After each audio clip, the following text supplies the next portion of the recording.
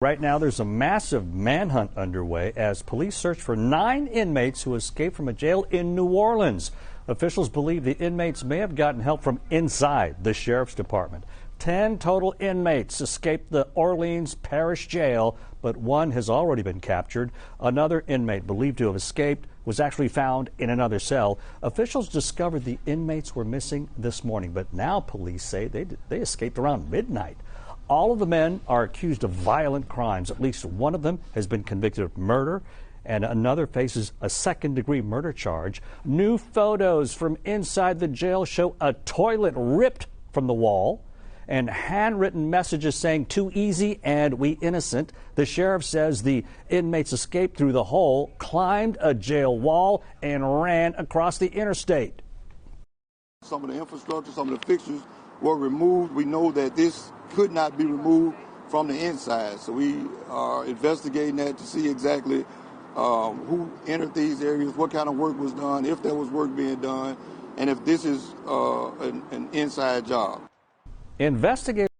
How in the hell you let 10 dangerous criminals escape out the prison and they say somebody dropped the ball?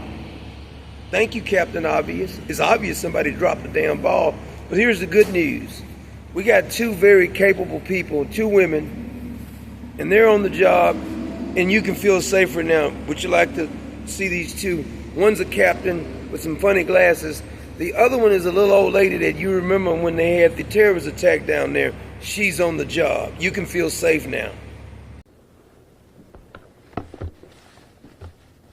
Good afternoon, all.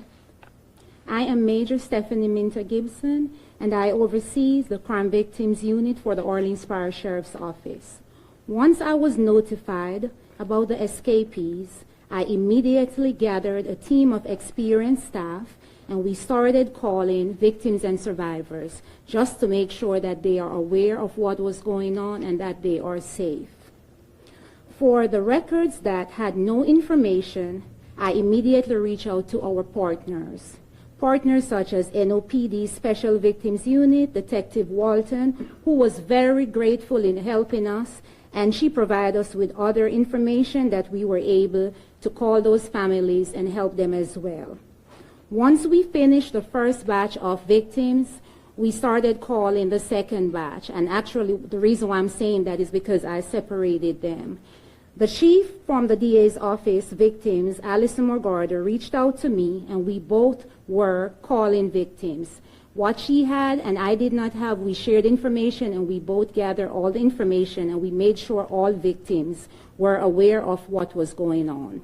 Most of the victims were very grateful for the calls. They graciously thanked us.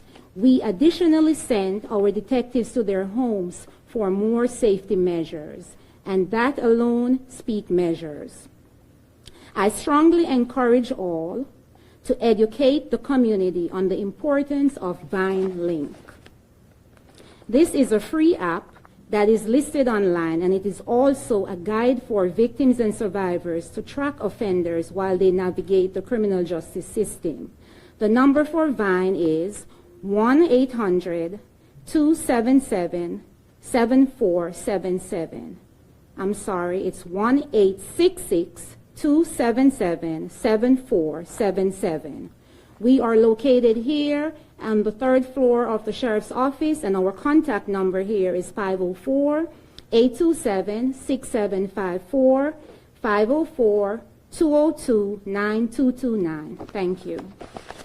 Superintendent, we know that these inmates went missing around sometime after midnight. The Sheriff's Office didn't find out until 8:30 this morning. The public was not notified until sometime after 10 o'clock this morning.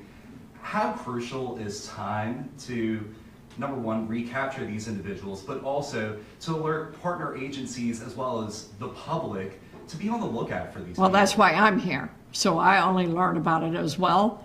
And I spoke with the sheriff, and she was going to be doing her media response, was we wanted to give her that opportunity to do so. And I understand that she has, but we were not going to wait.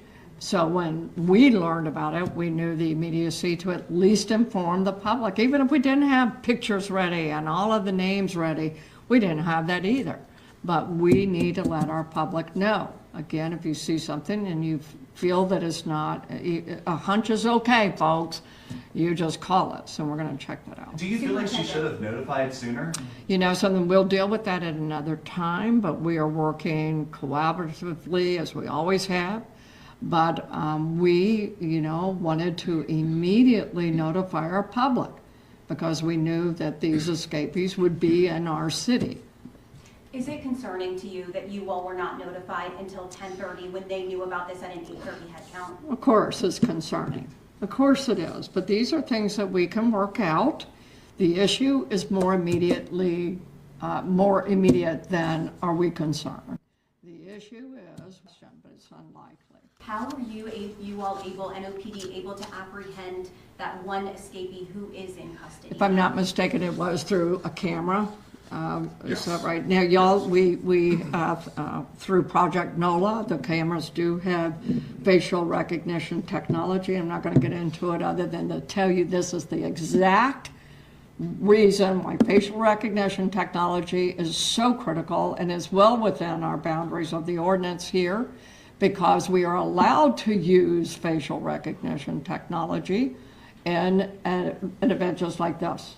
Okay, and so we are already using our technology to leverage and help us, and I believe that was how we got an identification. Everything's under control, just some dangerous murderers running around New Orleans. If you didn't have enough criminals running around